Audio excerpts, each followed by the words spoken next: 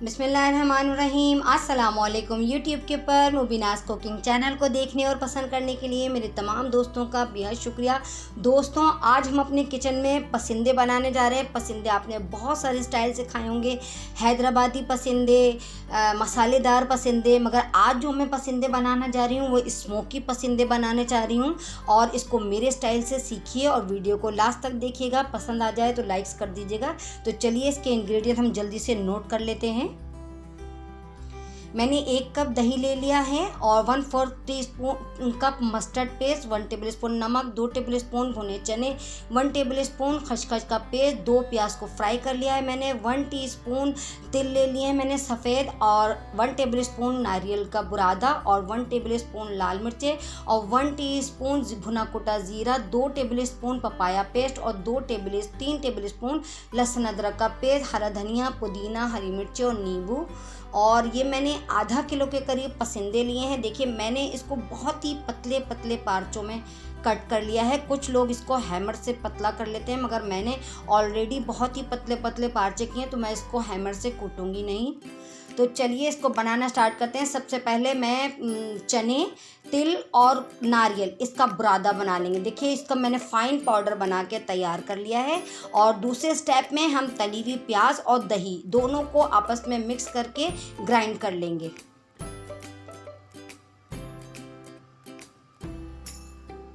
आइए तीसरे स्टेप की तरफ चलते हैं। हम पसंदों को मसाला लगा के रख देते हैं। देखिए, मैंने एक बाउल में पसंदे ले लिए हैं।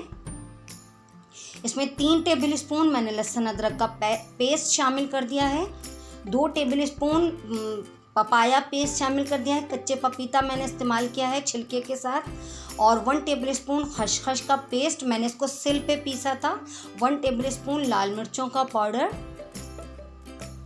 और 1 टीस्पून भुना कुटा ज़ीरा ले लिया है मैंने और 1 टेबलस्पून सॉल्ट का यूज़ किया। आप अपने अकॉर्डिंग टू टेस्ट लीजिएगा। वो पाउडर तिल, चने और नारियल का पाउडर शामिल कर दिया है और तली हुई प्याज और दही के साथ जो मैंने पेस्ट तैयार किया था वो भी मैंने इसमें ऐड कर दिया है। और 1/4 कप मैंने मस्टर्ड ऑयल ले लिया है।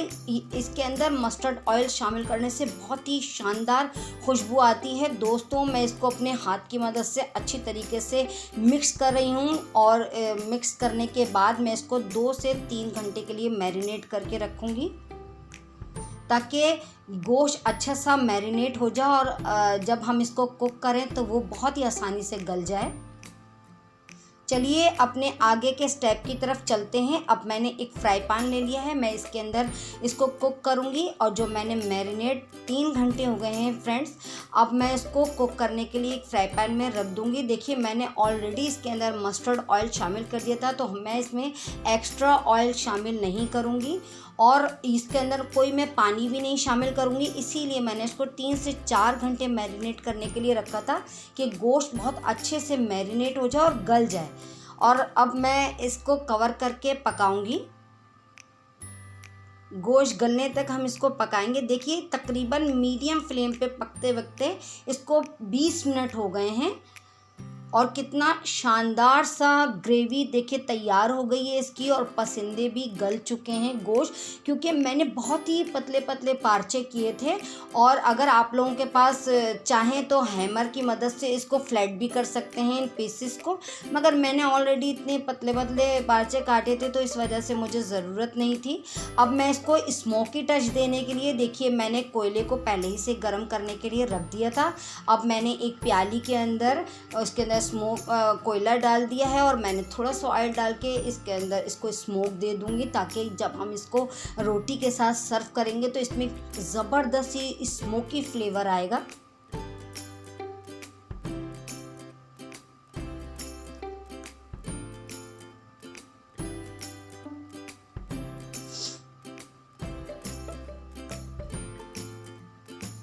देखिए, बहुत अच्छा सा इसके अंदर स्मोकी फ्लेवर आ चुका है और पसंदों के अंदर अब हम इसके अंदर जो मैंने 2 हरी मिर्चें ली थी वो मैं इसमें ऐड कर दूंगी। आप अपने टेस्ट के मुताबिक मिर्चें और नमक ऐड करिएगा और अब मैंने इसमें 2 मोटी वाली हरी मिर्चें ली है जो ज़्यादा स्पाइसी नहीं होती हैं, वो मैंने इसमें ऐड कर दी हैं।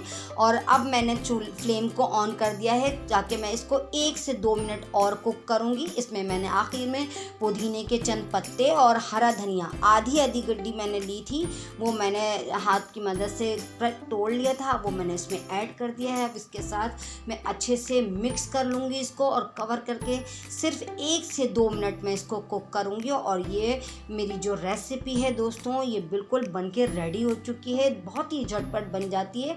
हम इसको मैरिनेट करके अगर काफ़ी देर रख दें तो ये बहुत जल्दी से कुक हो जाएगी।